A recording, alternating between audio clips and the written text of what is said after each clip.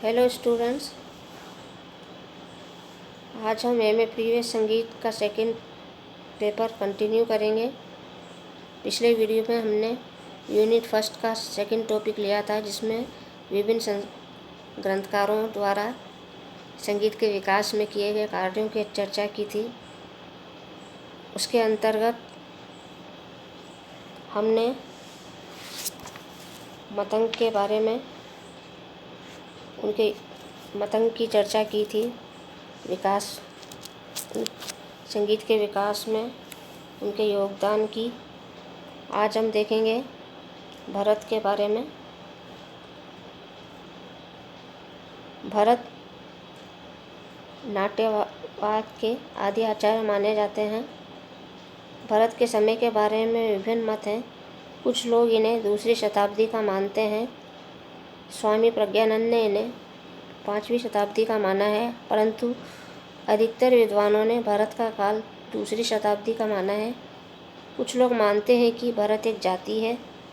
नाट्यशास्त्र का जो रूप आज उपलब्ध है, वह कार्य एक व्यक्ति की कृति नहीं है। वे नाट्यशास्त्र को संग्रह ग्रंथ मानते हैं। भरत संगीत शास्त्र के आदि आचार्य हैं, जिनका लक्ष्य लौकिक संगीत था। इसके पूर्व जितने भी ग्रंथ हमें मिलते हैं, उनमें संगीत के शास्त्रीय रूप का विवेचन किया है। उनका उद्देश्य नैतिक संगीत रहा। सर्वप्रथम भरत के समय से ही लौकिक परंपरा का प्रारंभ हुआ। वर्तमान रूप में नाट्यशास्त्र से हमें 3 प्रकार के अंश मिलते हैं। पहला है आर्य श्लोक, दूसरा शूद्र शैली, तीसरा तालिका। नाट्यशास्त्र में अनुवंशीय श्लोक भी मिलते हैं। अनुवंशीय का अर्थ यही हो सकता है कि जो वंश परंपरा द्वारा चला आ रहा हो। इसका यह अर्थ कदापि नहीं है कि नाट्यशास्त्र के सभी श्लोक इसी प्रकार वंश परंपरा द्वारा प्राप्त हुए होंगे। भरत के पौराणिक नाम का अर्थ कुछ विद्वानों ने अभिनय करने वालों से जोड़ा है, इसलिए भरत को नाट्यशास्त्र से जोड़ा इसलिए भरत का नाम नाट्यशास्त्र से जुड़ा है। जैसे महाभारत के रचनाकार का नाम एक व्यक्ति का नाम नहीं हो सकता, बल्कि उसे एक विशेष प्रकार के लेखकों का नाम समझना चाहिए। कुछ ऐसी ही बात भरत के लिए कही जा सकती है। भरत के नाट्यशास्त्र के वर्तमान रूप में मिश्र सामग्री की उपलब्धि व भरत नाम की पौराणिकता, इन 2 बातों के आधार पर विद्वान यह मानते हैं कि नाट्यशास्त्र किसी एक व्यक्ति की रचना नहीं है। पंडित ओंकारनाथ ठाकुर ऐसे ही विचार व्यक्त करते हुए कहते हैं कि वर्तमान नाट्यशास्त्र की रचना होने से पूर्व नाट्यशास्त्र की सामग्री अवश्य रही होगी, जो परंपरा द्वारा नाट्यशास्त्र के प्रणेता को मिली होगी। इसमें संदेह नहीं, किंतु इससे यह निष्कर्ष निकालना कि नाट्यशास्त्र एक व्यक्ति की रचना नहीं, युक्ति संगत प्रतीत नहीं होता। आचार्य बृहस्पति का कथन है कि श्लोकों का अनुवंशीय कहा जाना इस बात का प्रमाण है कि वे संकलनकर्ता की कृति नहीं है। अभिनव गुप्त ने नाट्यशास्त्र की टीका में इस बात का खंडन करते हुए कहा है कि नाट्यशास्त्र एक व्यक्ति की ही रचना है। आदि भरत, वृंद भरत ये संकेत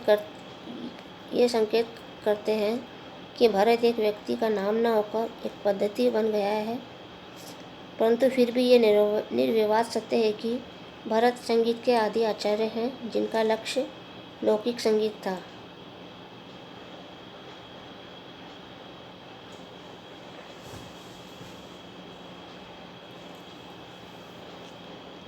लालमणि के महाकवि ने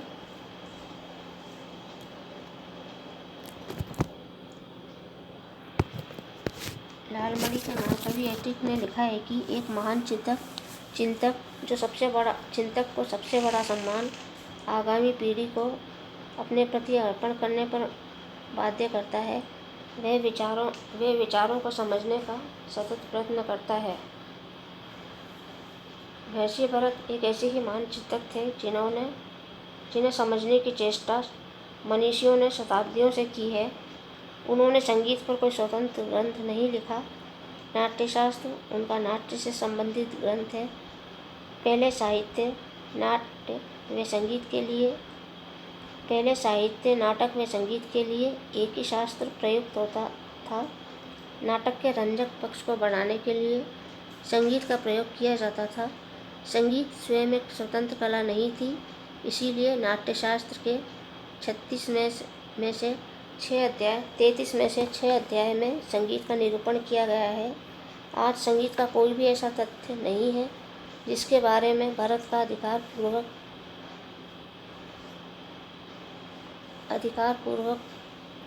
वर्चस्व प्राप्त न हो सके।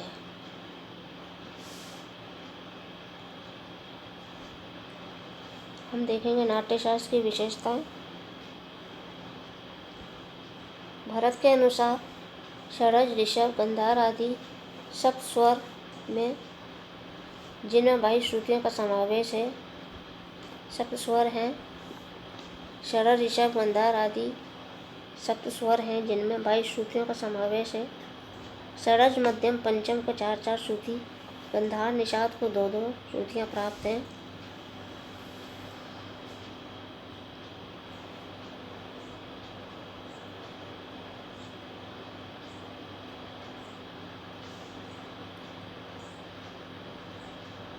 रे देव को 3-3 श्रुतियाँ। 22 श्रुतियों पर स्वरों की स्थापना उन्होंने इस प्रकार की है। सा की 4 श्रुतियाँ, रे को 3 श्रुतियाँ,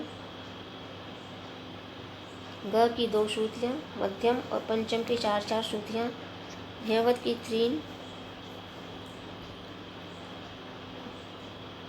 और निषाद की 2 श्रुतियाँ।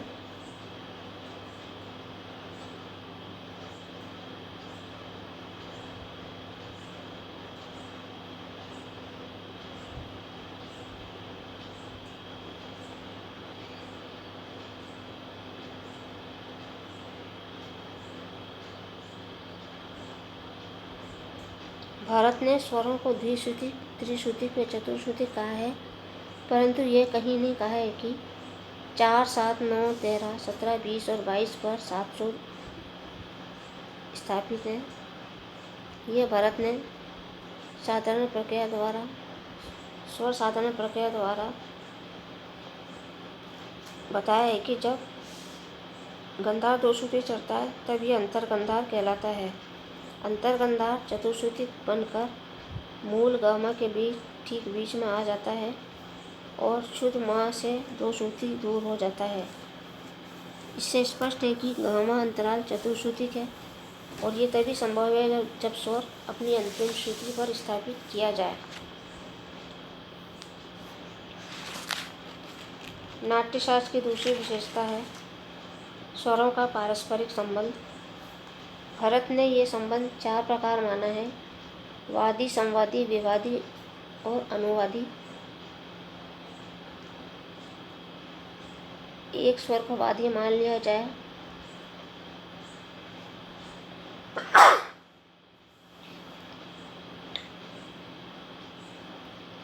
यदि एक स्वर को वादी मान लिया जाए तो उसके 9 या 13 श्रुति के अंतर पर संवादी तथा 20 और 22 श्रुतियों के अंतर पर विवादी स्वर होगा। शेष स्वर अनुवादी होंगे। संवाद मूल रूप से 2 प्रकार के हैं: सापा संवाद अथवा षड्ज पंचम संवाद, षड्ज पंचम भाव, सामा अथवा षड्ज मध्यम भाव।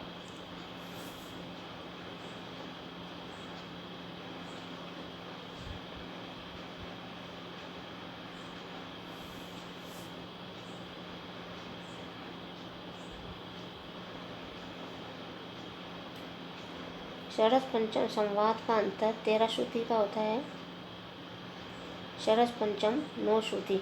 षड्ज मध्यम 9 श्रुति का। भरत तीसरी विशेषता है नाट्यशास्त्री भरत के 2 ग्राम। नाट्यशास्त्र में सप्तक के स्थान पर ग्राम शब्द का उल्लेख मिलता है। नाट्यशास्त्र में षड्ज व मध्यम 2 ही ग्रामों का उल्लेख है।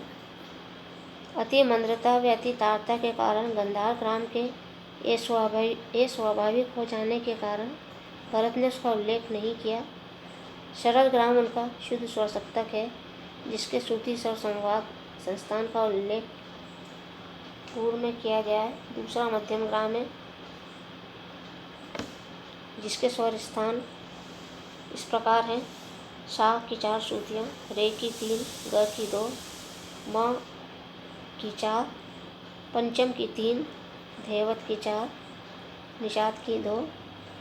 षड्ज ग्राम व मध्यम ग्राम में अंतर केवल इतना ही है, मध्यम ग्राम में पंचम एक श्रुति उतरा हुआ है, जहाँ षड्ज ग्राम में मौप अंतराल 4 श्रुतियों का और पौधा अंतराल 3 श्रुतियों का है। मध्यम ग्राम में मौप अंतराल 3 श्रुतियों का, पौधा 4 श्रुतियों का है।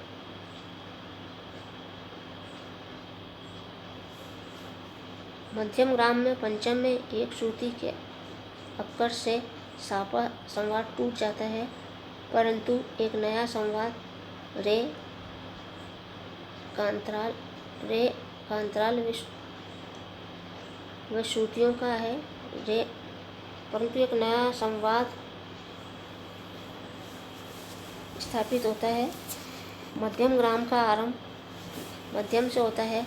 मध्यम से प्रारंभ करने पर मध्यम ग्राम का स्वरूप इस प्रकार से होता है: मध्यम 3 श्रुति, पंचम 4 श्रुति, धैवत 4 श्रुति, निषाद की 2 श्रुति, षड्ज की 4 श्रुतियाँ, ऋषभ की 3 और गंधार की 2 श्रुति। इन ग्रामों का नाम संवाद के कारण पड़ा। षड्ज ग्राम में षड्ज ही ऐसा स्वर है जिसके 2 ग्राम हैं, सापा और सामा।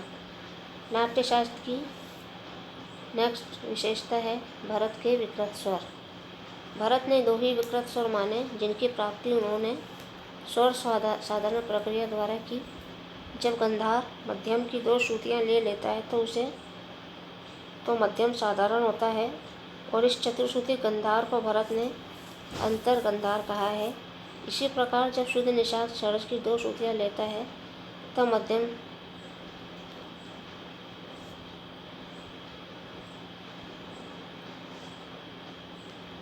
साधारण होता है, और चतुश्रुति गंधार को भरत ने अंतर गंधार कहा है। इसी प्रकार जब षड्ज शुद्ध निषाद षड्ज की 2 श्रुतियाँ लेता है, भरत ने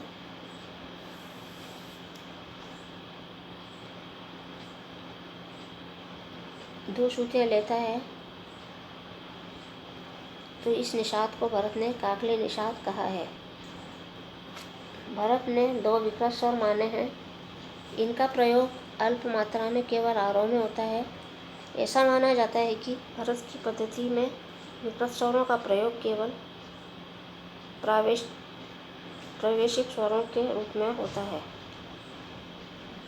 नाट्यशास्त्र की नेक्स्ट विशेषता है मध्यम स्वर का महत्व। षड्ज का प्रवेशक काकली निषाद और मध्यम का प्रवेशक अंतर्गंधार, इन दोनों ही विकृत स्वरों की रचना से षड्ज और मध्यम का महत्व सिद्ध होता है। नेक्स्ट विशेषता है षड्ज स्वर का महत्व। षड्ज का महत्व निर्विवाद है, क्योंकि ये 6 स्वरों का जनक है। भरत ने म स्वर की विशेष महिमा बताई है, मध्यम स्वर की विशेष महिमा बताई है और इसे अविलोकी माना है। इसीलिए औरव साड़व में अन्य स्वरों का लोप हो सकता है, लेकिन मध्यम का नहीं। मध्यम स्वरों की ठीक मध्य में रिक्त और दोनों मध्यम स्वरों की ठीक मध्य में स्थित और दोनों को जोड़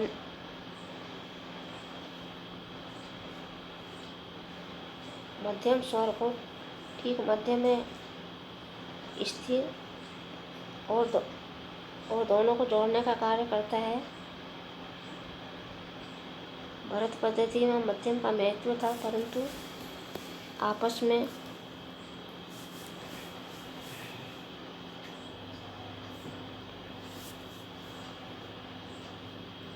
भरत पद्धति में मध्यम का महत्व था। जब तक कंठ संगीत की प्रधानता रही, मध्यम का महत्व रहा। बाह्य संगीत का अधिकार बढ़ता है तो पंचम स्वर प्रमुख हो जाता है।